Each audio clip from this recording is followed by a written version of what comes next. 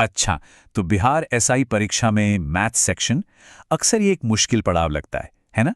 तो चलिए आज इसी मुश्किल को आसान बनाते हैं। हम मिलकर क्वांटिटेटिव एप्टीट्यूड के कुछ बहुत जरूरी सवालों को हल करेंगे। देखिए, जितनी भी तैयारी की गाइड्स हैं, सब एक ही बात पर जोर देती हैं कि अंक गणित पर पकड़ एकदम मजबूत होनी चाहिए।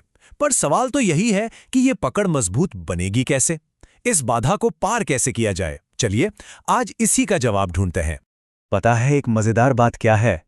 मैथ्स सेक्शन में ना कुछ खास कॉन्सेप्ट्स ही हैं जो बार बार घूम फिर कर आते हैं। तो क्यों ना हम थ्योरी में उलझने के बजाय सीधे असली परीक्षा के सवालों को ही देखें। चलिए आज मिलकर दो सबसे आम टॉपिक्स को एकदम पक्का कर लेते हैं।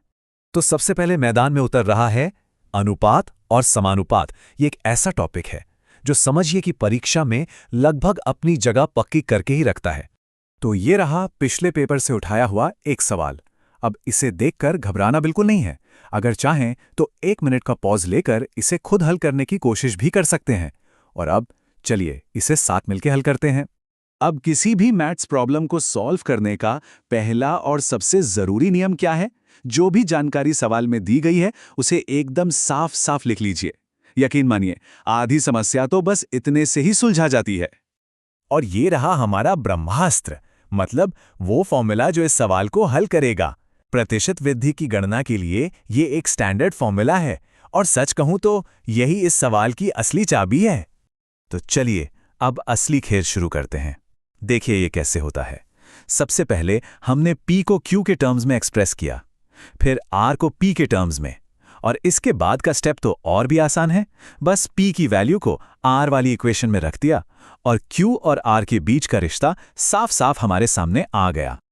और ये लीजिए, सारी कैलकुलेशन के बाद जो हमारा फाइनल और सिंप्लीफाइड रेशियो निकल कर आता है वो है 8:13। देखा, स्टेप बाय स्टेप चलने से ये कितना आसान हो गया। चलिए, एक टॉपिक तो हो गया। अब अपने अगले पड़ाव पर चलते हैं और ये है साधारण ब्याज।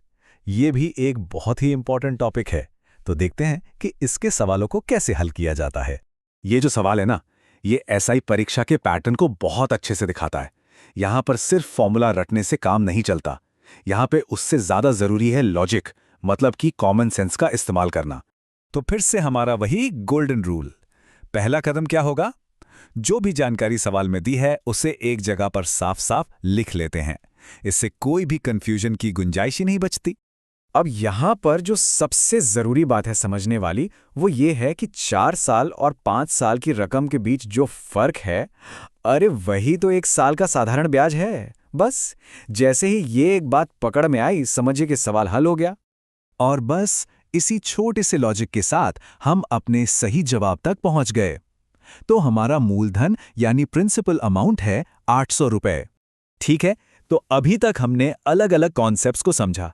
अब बारी है एक ऐसे सवाल की जहां एक से ज्यादा कॉन्सेप्ट्स एक साथ मिलकर काम करेंगे।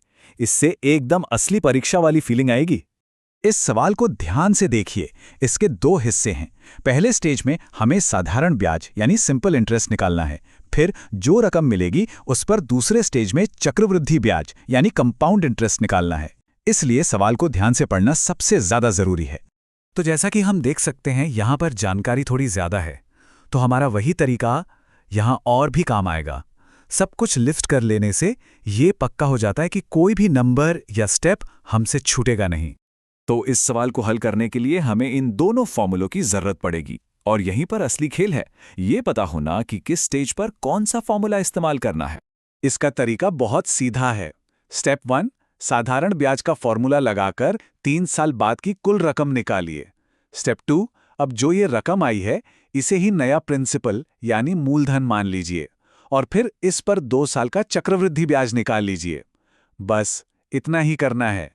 और सारे हिसाब किताब के बाद जो हमारा फाइनल अमाउंट निकल कर आता है पूरे 5 साल के बाद, वो है 21,498.75 रुपए। तो इन सवालों को हल करने के बाद एक बात तो साफ है, पर सवाल यह है कि हमारी जीत की रणनीति क्या होनी चाहिए। हमने इस पूरी प्रैक्टिस से क्या सीखा?